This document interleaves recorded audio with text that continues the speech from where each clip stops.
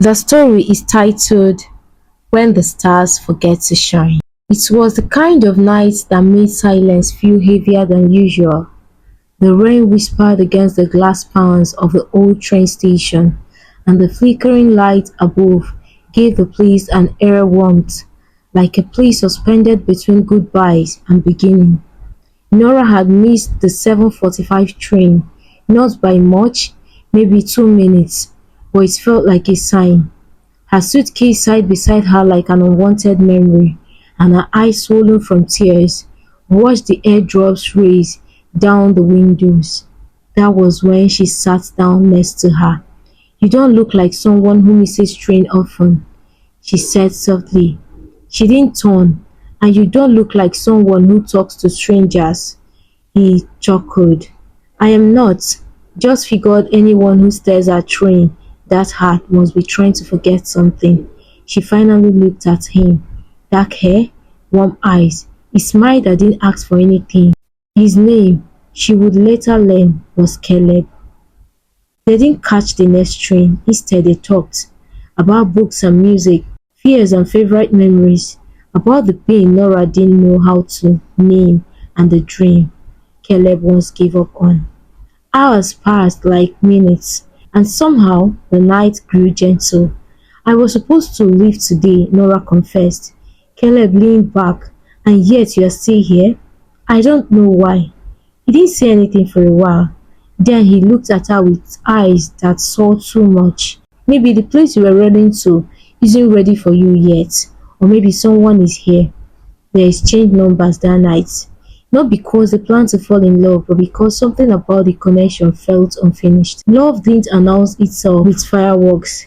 It came in morning texts, shared coffees, laughter over clumsy cooking, and walks that ended only because the sky grew dark.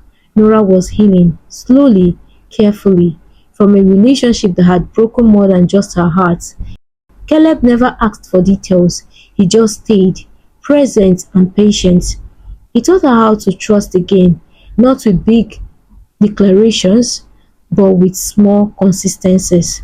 Showing up when he said he would, remembering how she took her tears, never trying to fix her, only holding space for her to breathe. And somewhere in the spaces between their silences, they fell in love. They built a world together, one filled with silly traditions like pancake Sundays and dance in the kitchen Fridays. They adopted an old dog named Sirius because Nora said the stars had forgotten to shine the day she met Caleb, and he was her light. "I have never felt this safe," she told him one night, her head on his chest. "You are not supposed to feel like you are surviving in love," he whispered. "You're supposed to feel seen, chosen." She kissed him like she finally believed it. It was a rainy evening when everything changed. Nora was driving home from work, singing along to a voice memo Caleb had sent, one of his terrible made-up songs that always made her laugh. When a truck ran a red light, the world flipped, metal screamed, and then silence. Caleb got the call 2 hours later. He drove like a madman, praying, bargaining, breaking inside. She was alive, barely. The doctor said it was a miracle, but they also said her memory might never fully return. When Nora woke up, she didn't recognize him. "I'm sorry," she said, eyes clouded and voice weak. "Do I know you?" Caleb smiled through the wreckage inside him. "No, but I know you." She blinked. "Were we friends?" He paused, something like that. He didn't tell her he was the man who held her when she cried, or that they had picked other names for future kids, or that he knew the exact sound she made when she was about to laugh but tried to hold it in. Instead, he visited every day, started from scratch. "Hi," I would say each morning, "I am Caleb. I brought you tea the way you used to like it." Sometimes she smiled, other times she looked confused, but he stayed every day, rain or shine. It took months. She remembered pieces, the dog, the smell of the pancake he made, the feeling of safety when he was near. One day, she looked at him with tears in her eyes. "You feel like home, and I don't know why." He swallowed the lump in his throat, maybe because that's what we were. That night, she asked him to tell her everything, their story from the beginning. He did, word for word, tears for tears. And when he was done, she said something that shattered and healed him all at once. I don't remember falling in love with you, but I think I would like to do it again. They began again. First dates with second chances, relearning how to laugh, how to hold hands, how to fall asleep to the sound of the other's breathing. And slowly her heart remembered what her mind had forgotten. One morning she turned to him, eyes clear. I remember the train station. He froze. You do? I remember thinking you were the kind of stranger who didn't feel strange at all. He smiled. You said you didn't know why you stayed. He kissed him softly. Now I do. Years later, under a sky full of stars, they stood hand in hand as Cyrus, older and slower, slept beside them.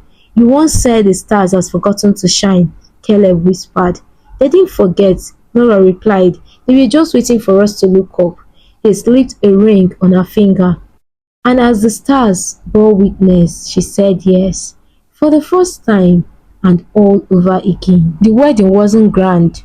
They didn't need chandeliers or a ballroom, just a backyard under fairy lights. Nora laughed, echoing like music, and Kelly's hand wrapping tightly around hers. Nora wore a simple gown, one she chose not for how it looked, but for how it felt comfortable, true, just like their love. Cyrus trotted down the aisle with the rings tied around his collar, earning a laugh from everyone, especially Nora, who knelt down mid-ceremony just to kiss his forehead. Their vows weren't long or rehearsed. I found you twice, Caleb said, voice breaking, but I never stopped loving you, not once. Nora took his hands. You were a stranger who stayed, and then the man who never left. Even when I forgot, your love reminded me. They kissed to thunderous applause, not just from guests, but from the quiet universe that had watched them come undone, then rebuild something stronger.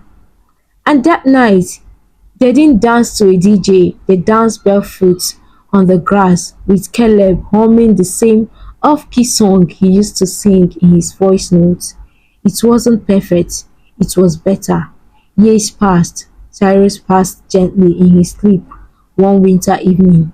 They buried him under the oak tree in their yard, the one they planted on their first anniversary, and marked the spot with a small plaque where stars once forgot to shine. It brought light.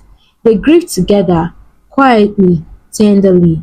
Life changed. Their home grew, not with children right away, but with morning rituals, late night talks, travel photos taped to the fridge, and shelves of the book they read together. Eventually, they adopted a little girl. Her name was Isla, a quiet child with curious eyes. She came with her own scars, her own silence, but Caleb understood quiet hearts. Nora understood how to love someone who needed time. And one night, after Isla has had her first nightmare and run into their room, Nora held her close and whispered, You are safe, you are home. That was the night Isla called her Mama.